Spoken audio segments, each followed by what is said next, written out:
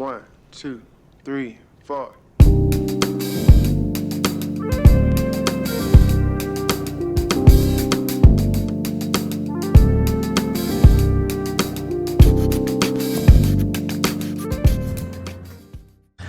All right, and welcome back to It's Not a Sport, Season 4, Episode 5. Quick reminder, as always, make sure to leave a like, comment, and subscribe to all of our platforms, including our social medias, It's Not a Sport to You, or Twitter, where you can find our updates, our Instagram, where we post art, our TikTok, where we post videos and previews of this week's show as well. All goes up on there, so definitely check those out.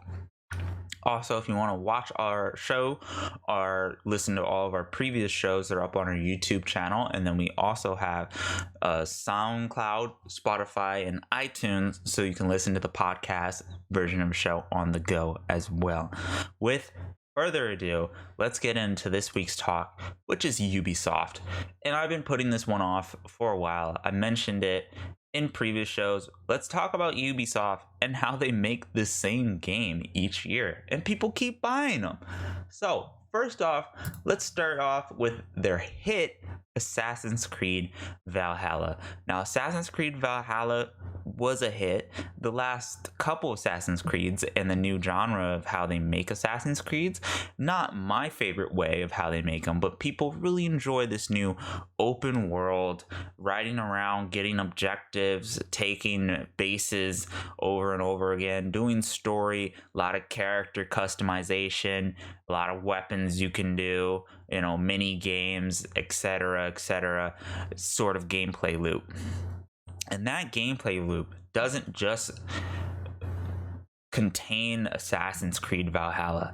It goes over to FarCry 6, which is open world, a lot of weapons and customizations, going around getting objectives and mini objectives. There's a main story going on. It's an open, crazy world sandbox where you can kind of do whatever you want. Sounds familiar? And then we go over to Watchdogs, which is also open world, crazy sandbox. You can do whatever you want. You can fly drones. They have a real big obsession with drones. You can customize your character, have a lot of guns, get a lot of mini objectives, steal a car, steal a horse, anything like that. And these games are their big 3 games. The other only one really is being Rainbow Six Siege, which is their competitive game, which they make money. But my point being is that if this doesn't sound familiar to you, then what are you doing? Now, in all fairness, each of these games have their own set of themes and their own set of unique mechanics that I think come with the territory. For example, Watchdogs will always be kind of modern day. It will always include hacking. Hacking's the big thing about Watchdogs. It's always going to be hacking, where FarCry is always going to be more jungly, open worldy. It's going to more be first person action shooter sort of thing, more than a third person sandbox, and it's always going to contain some sort of revolution. Generally, it's the theme of Far Cry games is that there's always some sort of revolution going on. You're in some sort of remote part of the world, and Assassin's Creed is always going to have something to do with some sort of history, going back in time and exploring that sort of time. They're usually medieval, before we get guns, before we get any sort of that sort of games. But now they've also gone really more in the fantasy god route of sort of things as well. Now those things all have their uniqueness to them. All of them are going to have microtransactions. Assassin's Creed Valhalla, for some reason, single player sandbox has microtransactions. Far Cry will definitely have microtransactions. Watchdogs has microtransactions. All of them will contain drones. They love drones. Far Cry has drones. Technically, in Assassin's Creed, the bird is a drone by definition. And these are all going to be things that are just prevalent in these games. But at the core of their mechanics, if you look into it, they're the same. They're all open world.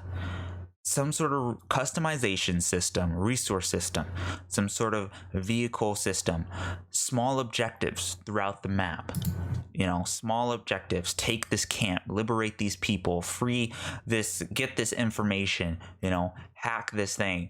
They're just open world sandbox games, and what amazes me is that they're getting away with making the same game over and over again with a different coat of paint for each year, and people still keep buying them. Ubisoft to me used to be a company like with the old Assassin's Creeds, like, again, if you listen to last week's episode with Blizzard, they really cared.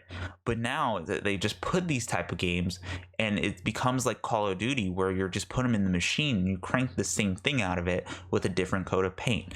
And I think that Ubisoft does a very good job of hiding and masquerading this illusion. When you buy Watchdogs Legions, you think you're getting a completely different experience than Assassin's Creed Valhalla or FarCry 6. But in reality, you're getting the same experience that you would, just a different sort of small tweaks here that it changes the experience so much that maybe you're not. It's very interesting how they do things and what they do.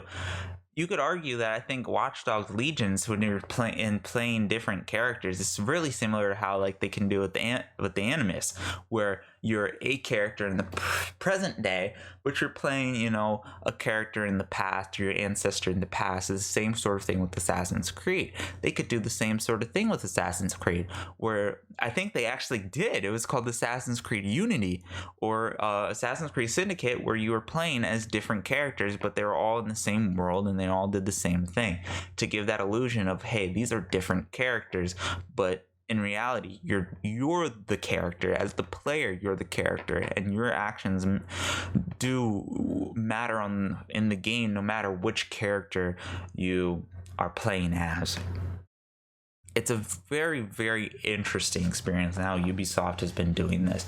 And some of the games that I've been looking forward to from Ubisoft, like that remake game with the monkey and the banana, where they're gonna put like players' art in the actual game in the world. What happened to that? What happened to all the other games that they were making? Rayman Rabbids, even though there was a kid games, they haven't made a new one since like the Mario collab. What really happened, other than even Just Dance? They just pump out new Just Dances each year, and no one buys Just Dance anymore. Last Just Dance was coming out for the Wii, the original Wii. That's like a 15, 20, 13-year-old console. It's really old. So like, it's really interesting how Ubisoft is allowed to get away with these things, how they're allowed to recreate the same game over and over again, and people still can't buy them. Now, I can understand you being a fan of a franchise. I was a fan of Assassin's Creed, the old formula, but it's really, really interesting how they can do this. And I think this is honestly what all game companies strive to do, is that they can pump out the same exact game each year with a new coat of paint. FarCry and Assassin's Creed, and I would argue Watchdogs, all started out as very different type of games, especially Assassin's Creed. Assassin's Creed was a very linear experience than what it is now. And as time went on, they all sort of branched into the same sort of design, where it's open world. You have your objectives, you have your character, you have your customization of your guns, of your gear, of your weapons, of your sword. There's small objectives. Most of the time, you're spending your time as the player running around. Then there's the story missions, the side story missions. You have to complete the side story missions to do the main story missions. Then there's microtransactions that maybe boost your character up a little bit more. You can skip story with the microtransactions. It changes your character's getup, their layout, what they look like. It's very, very interesting on how Ubisoft has been able to accomplish this. And this is a talk that I wanted to bring to you guys' attention. I haven't played a Ubisoft game in forever. The last Ubisoft game I played, it had to be 2016-18, and it was Assassin's Creed Origins. And that was just it was on sale. And since then, I know I haven't played it. I haven't been interested in Ubisoft games because it's been the same experience over and over again. And people still buy them. And it's phenomenal. Anyway, that's going to conclude this week's show, or this week's talk. Pardon me. I wanted to bring this to you guys' attention. It's something that I think is a very unique situation that we need to watch going on, because the question is, how long is this going to last? How long can Ubisoft keep making the same game, keep supporting Rainbow Six while they're at it, and, turn a profit at the same time? It's a very interesting situation. It's a very interesting question to ask. Before, again, like Blizzard, when does it come where they get desperate and they need to make a new IP? Will that new IP be open world, many objectives, story, customization, or will it be a completely new experience? Will we get a new Tom Clancy Splinter Cell? Who knows? But when does that happen? That is the question.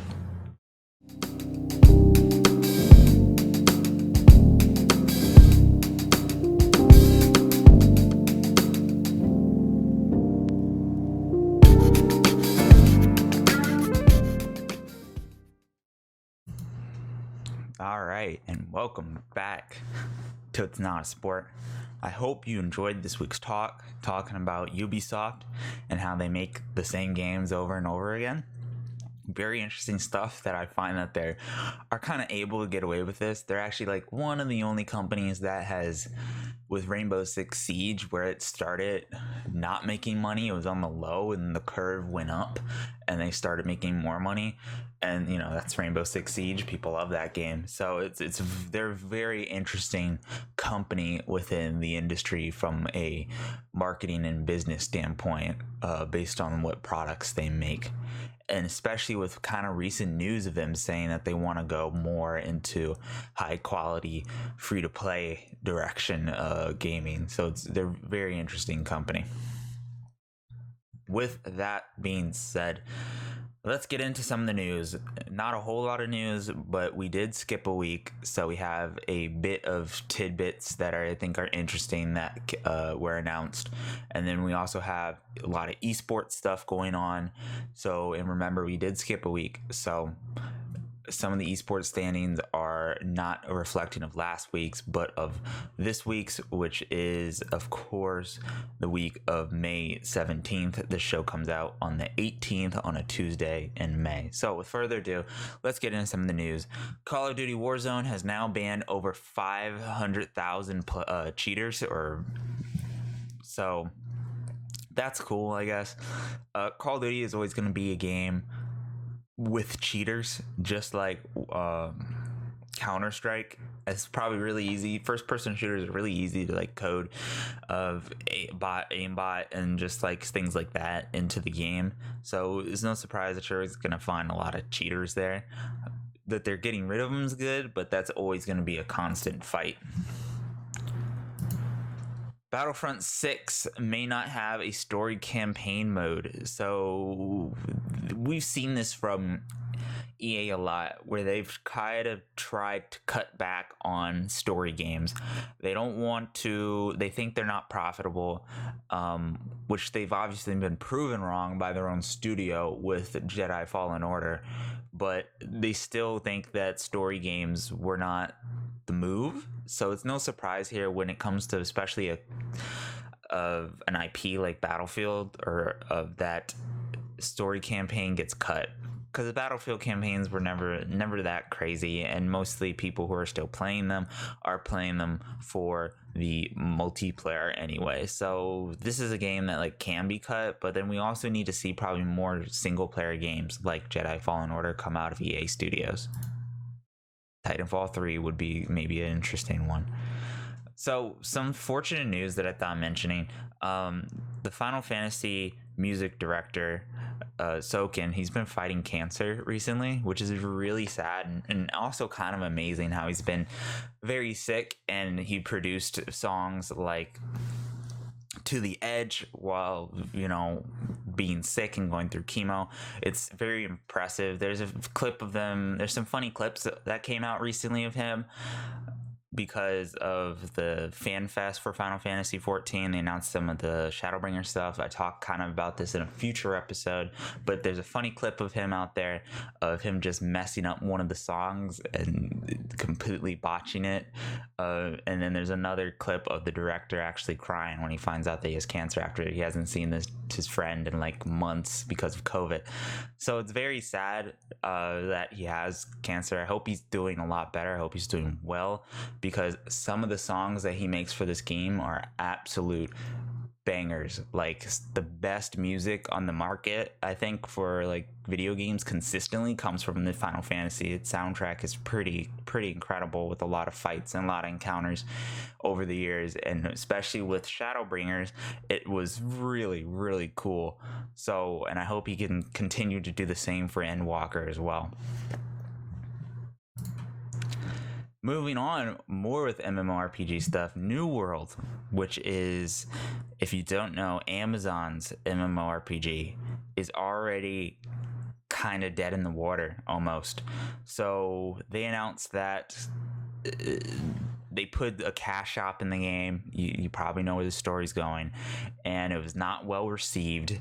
It had a lot of pay to win mechanics, and the community backlashed at them. And then they put out this letter saying at launch it will only be cosmetic.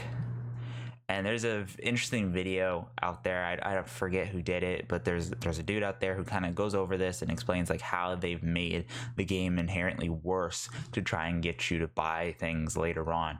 Where they're saying, well, right now it's at launch, which launch counts for technically a day, it's only going to be cosmetic. But then they've lowered like resting XP hours, and then they've said things like, we'll give you quality of life items to make resting XP more like accessible or better through the cash shop. So it's just small things like that they've done really poorly on.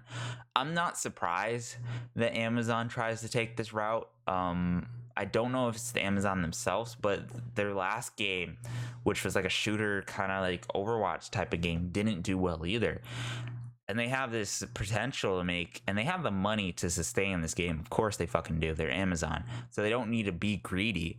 And they can work their way up to greed, of course. That's different. And apparently this is a paid product too.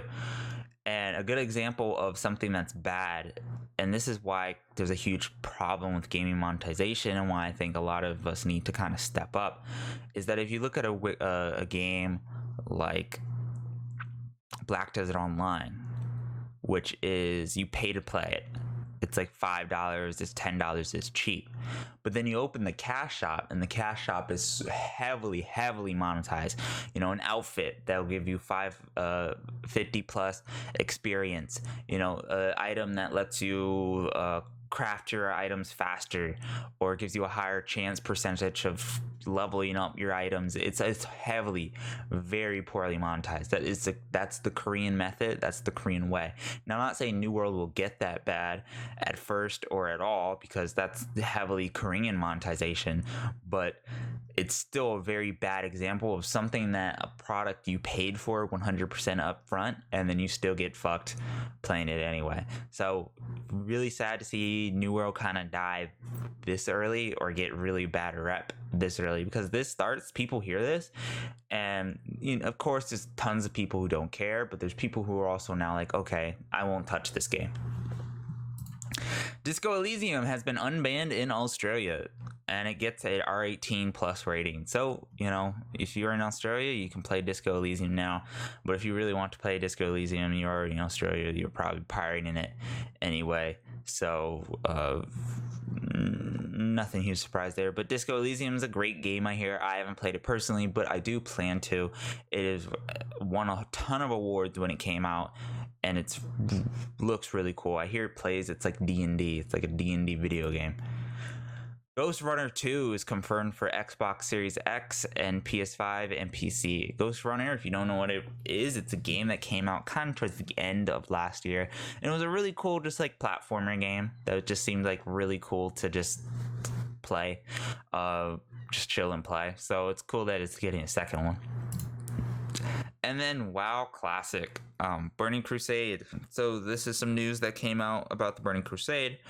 Originally, just like TLDR, they're going to make you pay a $35 boost to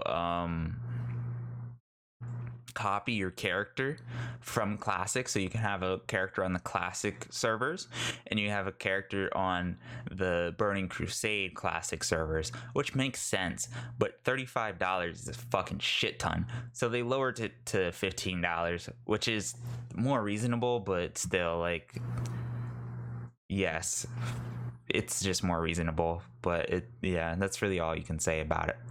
So with further ado, that's the news out of the way. Yippee dippy. Let's get into esports, starting with the Overwatch League. And remember, we skipped a week, so this is the current standings for this week, which is May 18th on a Tuesday. So starting with Shanghai Dragons in first, followed by Dallas Fusions, and then in second, and then Philadelphia and Washington are both tied for third. Houston's in fifth, Florida in sixth, Seoul Dynasty in seventh, Chengdu Hunters, San Francisco, Toronto, Los Angeles Gladiators, Atlanta, Hangzhou Spark, Paris, Guangzhou Chargers, Boston Uprising, and New York Excelsior are tied for 16th, and then Vancouver, London, Spitfires, and Los Angeles Valiants are the last three. For League of Legends, MSI is happening, and it's actually gone by really somewhat fast, with a lot of disappointment overall, I would say. This tournament for me has been, I've barely watched it, I barely wanted to watch it, and it really just seems overall like a huge waste of time, and these results show you why, because everyone could have predicted this just because how Riot set it up. So first off, in Group 1, who graduated Group 1? Royals never give up. No surprise. They went 8-0. They didn't lose a game. Then we had Penta GG, which kind of was a surprise, and they got out, going 2-16. And then Unicorns of Love went 2-16. I think they lost the tiebreaker, and that's why Penta.GG went out. Then in Group B, we had Mad Lions going 5-1. No surprise there. PSG Talon was second to make it out of the groups, and the ones who didn't were Pain Gaming and Istanbul. In Group C, we have Damwon, who went 5-1. No surprise there that they got out. And then Cloud9 went 4-2. Dead Nation Focus Me, and Infinity Esports. So then we had Stage 2, the Rumble, and that was, again, a huge disappointment, I think, if you're an NA fan, but at this point you go into this suspecting this. Damwon made it out 8-2, followed by Royals Never Give Up, which 7-3, PSG Talon 6-4, and Mad Lions being 5-5, and then Cloud9 didn't make it up, going 3-7, and then Penta.GG didn't make it out, going 1-9. So now we're in semifinals knockouts, and we have Damwon versus Mad Lion, and RNG versus PSG Talon, and this will most likely be in the finals. Damwon versus RNG, which probably RNG, I think, because they're looking like the stronger team, will win MSI overall.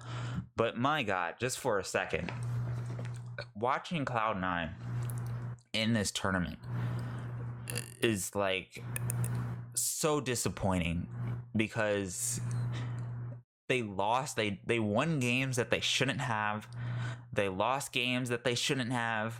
It's like really the North American special. I don't know, like some of their players were just like off, like really off. Honestly, I don't think Perks was playing incredibly well. I think he was off in a lot of games. Blabber is straight up running it. He's just inting a lot from the games that I've seen. He just looks really bad, and I've never liked him. His play style overall, I think he can get away with that shit in an A, but overall in a regional tournament he can't do it, and he just looks really freaking bad, especially with this meta, this jungle meta, and who's viable. He just can't play any of or pick up any of these picks as efficiently as some other junglers can. And then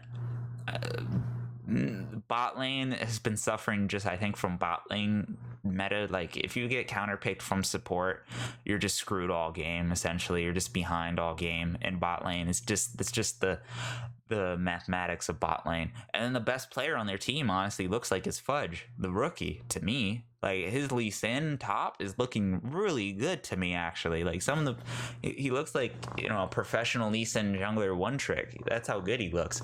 So overall, that's just my quick NA take.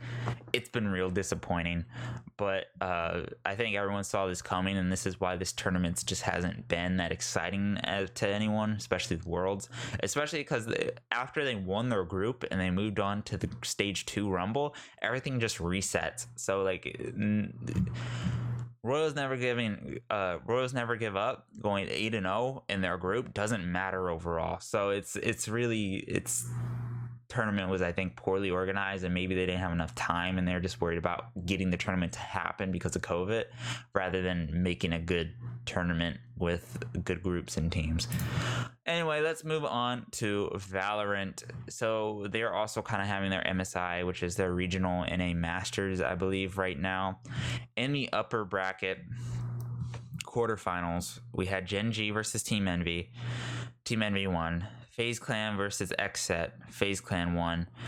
Luminous Gaming versus Sentinels. Sentinels won. And 100 Thieves versus Immortals. 100 Thieves won.